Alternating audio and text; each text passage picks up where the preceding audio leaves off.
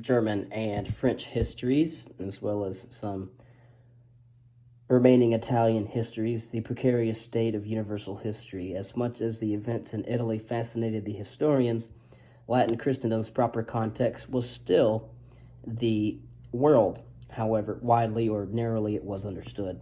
The lack of enthusiasm of humanist historians at the time for world histories showed when Jacopo Filippo Foresti's World Chronicle dominated the field from its appearance in the year 1483 to the mid-16th century. It was one of those encyclopedic accounts of history whose success brought edition upon edition, although many scholars scoffed at its mixture of legend and fact and its artless presentation of the past. In the 1490s, Hartmann Schedel, borrowing heavily from Foresti, wrote another World Chronicle, this time with the accent of his native Nuremberg. Sabellico's Enneads could have counteracted Foresti's work had it been a true alternative, yet Sabellico simply stitched together material from the Old Testament, Polybius, the Roman historians, and assorted chronicles without any true order or perspective. Only in the 1550s, however, appeared a universal history truly of a genuinely novel character, Paolo Giovio's history of his time. His base of knowledge was much wider, built from Giovio's own experiences, interviews, his correspondence with those who mattered, and from his extensive reading and sources and narratives. Yet this was no longer a history aborigine mundi, with its bond of common creation and sacred history in the medieval world, but rather a complete history of Giovio's world and times, a world limited to segments of the Western world, in particular their colonies, which, however, after 1499 had become a truly united world through the conflicts among the European powers for world domination. Of course, that was known as imperialism, as well as colonialism. This smaller world was united by a secular, not a spiritual force. So that distinguishes the times of the Renaissance onward from those of the medieval period, the early, middle, and or early, high, and late medieval ages. The move from sacred histories to secular histories. The acceptance of power as the historical force par excellence aligned Giovio with Machiavelli. Medieval universal chroniclers would have rejected so severe a limitation of the scope and political definition of the concept world. And so humanists restructured the Western past through the concept of the Dark Ages. Indeed, they invented the term. Italian humanists had rejected the notion of the translatio imperi, with its continuity between the Roman and the medieval empires, because it gave legitimacy to the Holy Roman Empire, whose claims the citizens of Italian city-states had rebuffed and long struggles. Bracciolini termed the notion of a Germanic invention. When the humanists labeled the period between the end of the ancient period, the fall of the Western Roman Empire as it continued on in the East, and the beginning of their own time as one of intellectual and artistic darkness, they then arrived at a tripartite division of Western history. The first was the ancient period, and then the second was the Dark Ages, and the third was the Renaissance, of course, which was seen as the rebirth of the ancient period. They rejected any kinship with the medieval world and preserved continuity only between the ancient and their own period. Of course, they also developed the term anachronism as well. This view could have served as the point of departure for an understanding and mastery of the phenomenon of change, had the humanist historians not considered themselves as restorers of ancient ways first and as innovators second. They also wrote primarily political history, for which the concept of three ages derived from the field of learning seemed less applicable. Could it be that the often cited secular spirit of the Renaissance was an impediment to the writing of universal history in the Christian vein? Hardly, since the grand claims of secularization fade rapidly when they are held up against the reality of Renaissance life and its historiography. True, however, the Renaissance historians were not enthralled by theological systems. In fact, many appeared to worship pagan classical learning, but all of them, however, were at least nominal Christians, and at the time had accepted fully the framework of the Christian historiography of the medieval West. The creation of, and as well as Christ's central role in the Last Judgment. And so Renaissance historians were inspired by the ancients. They simply granted mankind a greater measure of home rule, which was in turn made them stress the importance of human deeds and motives in history.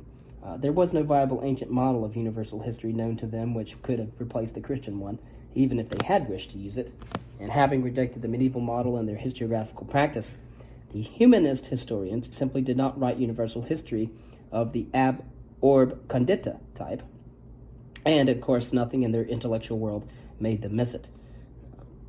And so from restoration to radical innovation, what humanist historians did from the time of Leonardo Bruni to the mid-1500s was extremely remarkable, but what did it mean for the development of historiography? When the humanist historians emphasized Greek and Roman models of historical explanation, they began to weaken the dominant medieval Bible-centered account of human affairs. The relationship simply between God and human beings remained central in Renaissance times, albeit mostly implied, crowded out by the attention given to the causal forces of events originating in the individual psyche, such as reason, passion, and will, even since collective actors such as the Florentines or Venetians were seen as acting like individuals. Few humanist historians, however, had any need for the analysis of institutions or any other social structures. Such a view of causes fit well with the view of the purpose of history shared by ancient and medieval historians, and it must serve people in their lives by teaching lessons and by offering examples of proper conduct. But for humanist historians in that period, that conduct referred less to the relationship with God, a sanctified life, a sacred history, and more to that with one's state, a public life, a more secular life. Still, these humanist views on causes and purpose left intact history's traditional link to rhetoric. Despite Valla's suggestion that history was the root and core of all learning, history's status among the disciplines remained unchanged. And of course, the accounts of the past were dealt with in grammar, rhetoric, and for the exempla offered in moral philosophy. Following long-standing rhetorical practice, humanists regarded history simply as a class of narratives based on true past events. It was not its own separate discipline at the time. While tentative steps were, however, taken here and there by historians to secure documents, even to use collections of documents, the first steps towards a different historiography were taken by Flavio Biondo. His antiquarianism implied a historiography and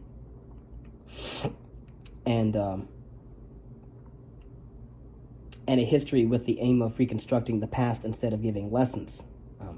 It wasn't really until a different historiography is taken up by Flavio Biondo, a history with the aim of reconstructing the past versus that of just giving lessons. The implication also involved the use of non-literary sources, the gaining of genuinely new information over the acceptance of what was known as authorities, and a broadening of tools by using ancillary disciplines. Of course, Western historiography had acquired a new strain that was soon to be influential, yet the dominance of literary sources would not fade until about the late 19th century, when the increasing tendency to describe all of human life, the tedious everyday routine as well as the exciting exceptional occurrences, necessitated a widening of methodology.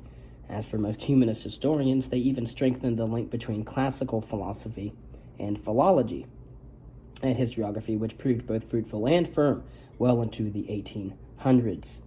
Of course, the humanist innovation with the most far-reaching impact was a seemingly innocuous philological activity, which was called text criticism. And so they also termed other things as well.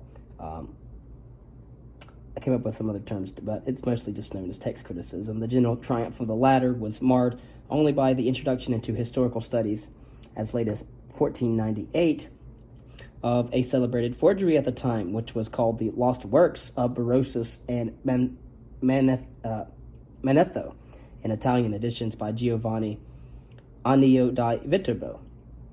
Yet this particular work received less ready acceptance than it would have received only a century before, when, in order to purify the ancient works of learning, the humanists stripped from the ancient text all changes and additions that latter generations had introduced. They did so with a new sense of what sounded right. Of course, they understood that all people in a given period of time form sentences in a characteristic manner, have a certain vocabulary, and use words in identifiable ways. One must therefore, in etymology, for example, purge from Cicero's works all term sentence constructions or ideas foreign to the 1st century BCE. And in this sense, the humanists had discovered the concepts of cultural context and anachronism, although they had a limited understanding of them. And so the Italian humanists had come up with the concept of textual criticism. In particular, they try to understand what is normally now called cultural context.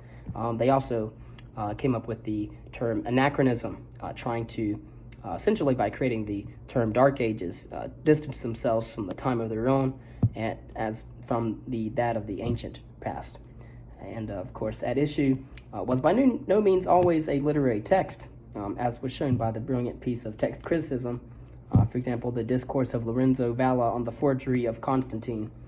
It does not matter that Valla's essay invalidated on behalf of the Neapolitan king Alfonso I part of the legal basis for the papal states, the donation of Constantine, by proving its forgery.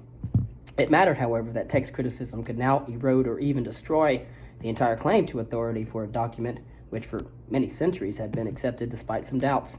Of course, a single scholar now could cast doubt even on essential parts of an entire tradition. Thus, Valla investigated St. Jerome's Vulgate, the Latin translation of the Old Testament. Eventually, the critical spirit would affect all aspects of Western culture with shattering consequences for age-old traditions, and the concept of anachronism also hinted at the concept of a cultural system, or a culture as a system, one which sees all aspects of human life at a given time and then place as interconnected, whether these aspects be words, laws, or ways of dress, and the like. And the humanist awareness of the differences between Ciceronian, for example, and medieval Latin could have suggested to them a crucial pattern in change development. Renaissance humanists saw and realized none of these possibilities, however. Their perception of development remained limited to a perception of the deterioration and subsequent need for restoration of the ideal ancient learning. Inertia was not the only obstacle to their acceptance of radical change. Valla had already understood that to see everything as subject to change would make history truly the central discipline, but would also destroy the certainties and eternal verities which his contemporaries were in no mood to give up at the time. It was left to thinkers of the 19th century, however, to take that step. And so we have humanist revisionism outside of Italy. We have humanism spreading to Germany, humanism spreading to France. Of course, the greatest European languages at the time were still Greek, Latin, German, French, and English. The neoclassicism of the Italian humanists and their conviction that they had spearheaded a return to intellectual and aesthetic glory proved contagious, as has been seen most prominently in Germany and France. Of course, most other countries, however, lacked those elements which had made humanism flourish in Italy: an abundance of Roman ruins, the city-states and sophisticated courts, a sense of close connections between classical Rome and the present time. When acceptance occurred, however, the classicism of the humanist was inevitably modified by national conditions. Such acceptance was not merely of literary and aesthetic import, but became an ingredient in the slow nation-forming process. Of course, while humanist criticism corroded national origin traditions, it also enhanced the prestige of other national traditions, such as those concerning a country's laws, for example.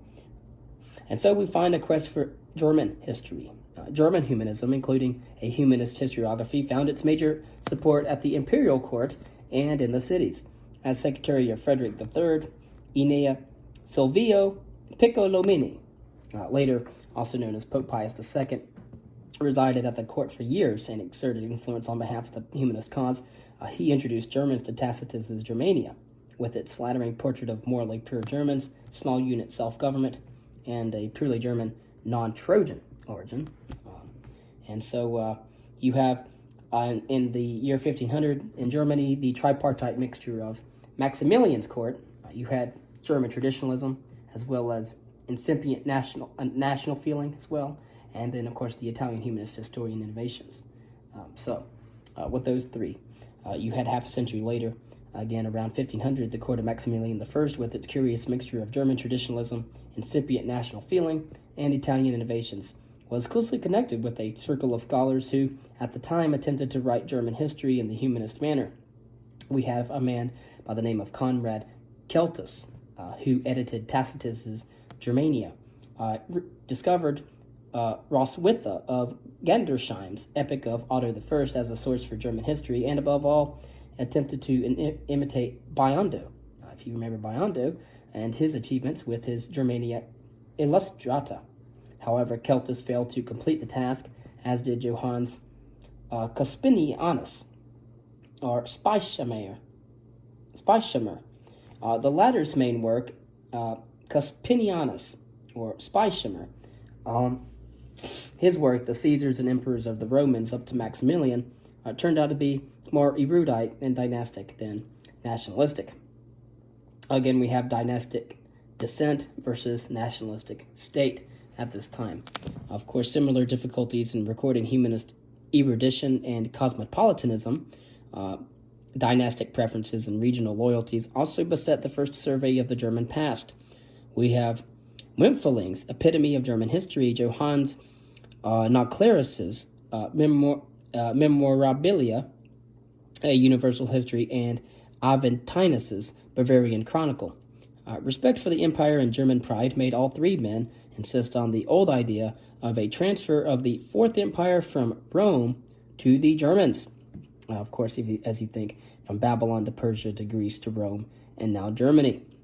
Of course, the traditional, long-standing idea for noble ancestors led Adventinus to reaffirm a Trojan ancestry. Of course, less fanciful were the three books of German history by Beatus Rhenanus, whose German sympathies were matched by his admiration for Flavio Biondo's scholarship. If you remember him in Italy, he produced good editions of works by Tacitus, and even analyzed the development of the German language in his quest to find a less fanciful origin for the Germans. But his somber message and uncompromising erudition restricted his readership mostly to that of scholars. By 1520, however, German historiography had acquired many humanistic attributes, and the new printing presses at the time of the early 16th century enhanced the trend. And then, of course, the Lutheran Reformation and decades of religious controversy at the time changed the intellectual world radically. And, of course, some humanists escaped involvement in the religious controversy by Rhenanus's route of pure scholarship. In a famous example, Conrad Peutinger edited a Roman road map of the 3rd century that Celtus had discovered, known as the Tabula Peutingeriana. It became a manifestation of the new interest in what we now call the auxiliary fields, working on inscriptions, collecting manuscripts and coins, and editing sources, all parts of a historian's trade. And other scholars tried valiantly to preserve their dedication to critical scholarship while professing the Lutheran creed. For example, Johann Philip of Schleden, or Sledanus, had learned political lessons as a diplomat and his lessons as a scholar in translating Froissart's Chronicle and Philippe de Commune's memoirs into Latin. All of that, of course, helped shape the commentaries on the condition of religion and state under Emperor Charles V, a work so impartial that his Protestant sponsors did not like it. Also, it emphasized the diplomatic and political aspects so strongly that reading the commentaries on the condition of religion and state under Emperor Charles V, one would never guess that the Reformation controversy involved ideas, passions, and the masses. But his quasi-universal chronicle, titled On the Four World Empires, with its 65 or so editions, made him the teacher of history to generations of German students. It was, in fact, a world chronicle. It was a traditional world chronicle based on the ancient, the medieval worldview from the book of Daniel and the four empires, as has been mentioned: Babylon, Persia, Greece, Rome, and of course now he's tying it to Germany. Of course, it contained enough condemnations of the popes and praise of the German emperors that suited the partisan passions of the day of his time. The search for a new French history, now getting into more French history in the 1480s and 1490s, Italian humanism inspired a small but very influential group of French scholars gathered around Fichte. Fichte was a professor at the Sorbonne, and he was a philosopher as well. One very well-read scholar, and one that should be well-read. Robert Gagouin planned but found no sponsor for a grand humanist history of France, so he produced instead a compendium on the origin and deeds of the French, which turned out to be mainly a digest of the Grandes Chroniques in a style in Latin that at the time pleased the new humanist tastes. He doubted, however, the Trojan origin of the French.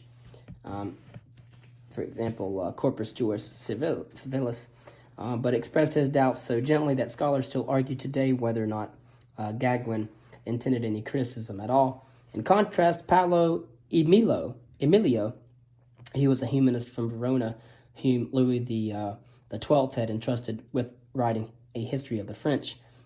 He lacked Gagouin's reference for the French tradition and found many suspicious stories in the Grandes Chroniques, including those claiming a Trojan origin for the French.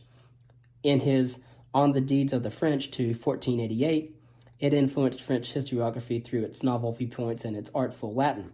Yet the next important step in French historiography occurred unexpectedly in the field of law.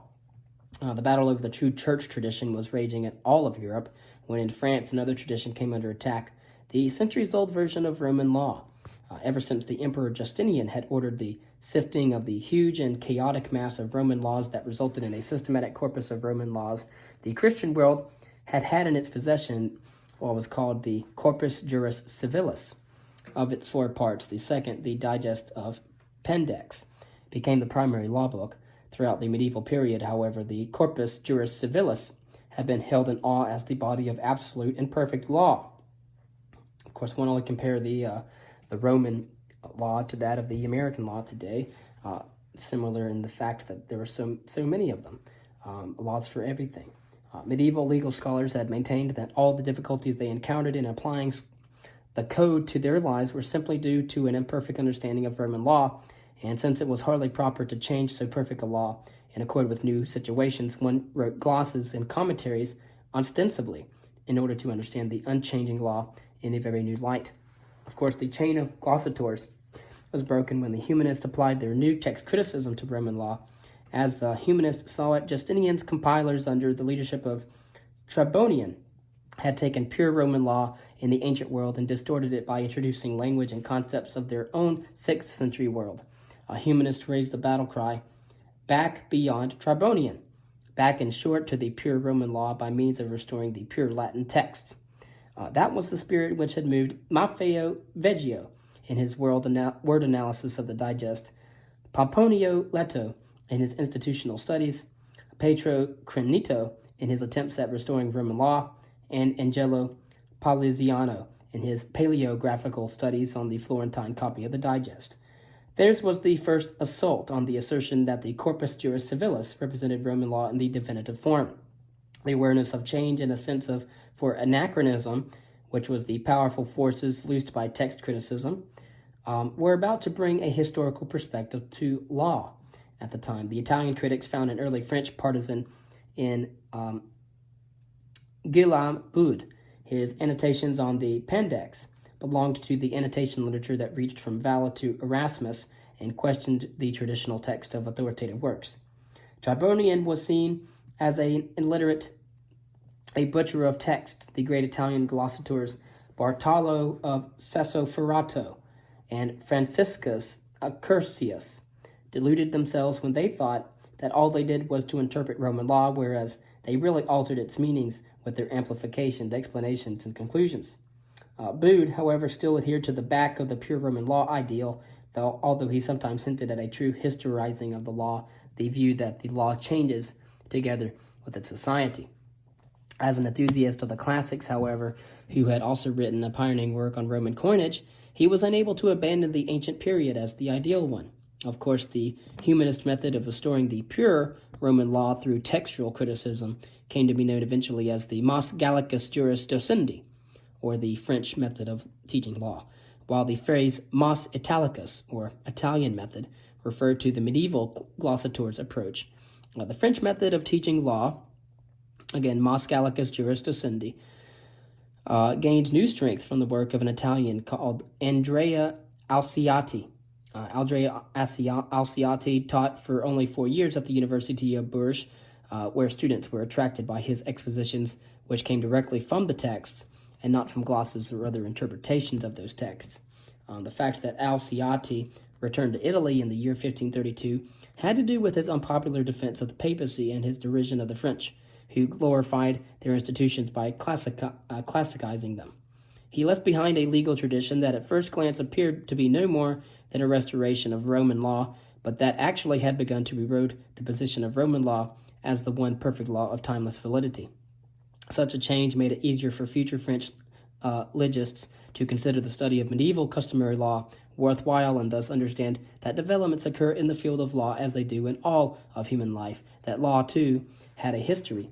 Of course, then we start to have histories of law and how laws changed from the ancient times through medieval times through the times of this time, the Renaissance, and of course continuing onward until our own day.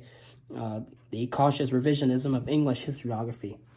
In the late 1400s or the late 15th century and early 1500s, the early 16th century, Italian humanist learning came to England, and yet the English Chronicle, which had just transferred its production from the monastic scriptorium to the residences of the nobility and the homes of burghers in the cities, was not at all the worse for it. The popularity of the London Chronicles, the Polychronicon, if you remember, and the Brut remained high at this time. In particular, the London Chronicles evoked the image of a broad stream of chronicles with countless tributaries. After the year 1500, Richard Arnold's Chronicle and Robert Fabian's New Chronicles of England and France appeared. They were no masterworks, but they did help assure that the chronicle tradition remained strong for many more years. In the year 1501, however, the Italian humanist Polydore Virgil came to England as a papal collector of the Peter's Pence and stayed on for nearly 50 years. Polydore Virgil sought to advance his own and the young Tudor cause by composing a well-written and sympathetic history in the humanist manner.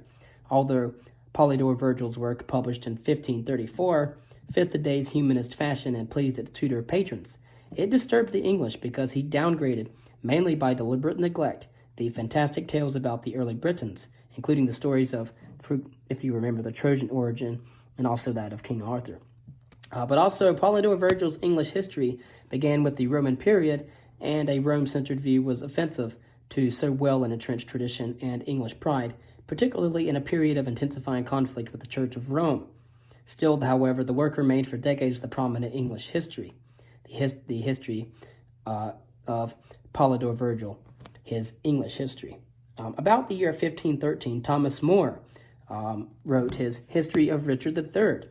It was the first English historical work carrying the marks of humanist historiography, the emulation of Roman historians. And Thomas More, 1513, in elegant Latin, brilliantly constructed speeches, a conscious attempt to compose the narrative rather than to narrate events year by year, a stress on human characteristics and motives, and a reaffirmation of history's teaching role. The work, with its lesson on the destructiveness of tyrannical rule, was much admired when from 1543 it was published in various, frequently poor, however, editions. Thus the humanist seed was scattered with the publication of Thomas More's 1513 History of Richard III. And a more complete inventory would show that many humanists served patrons in regions from the Atlantic into Eastern Europe, producing influential humanist historiographical enclaves in the midst of chronicle territories. And so here we go. Thank you. This is the reading on German, French, and English Renaissance historiography.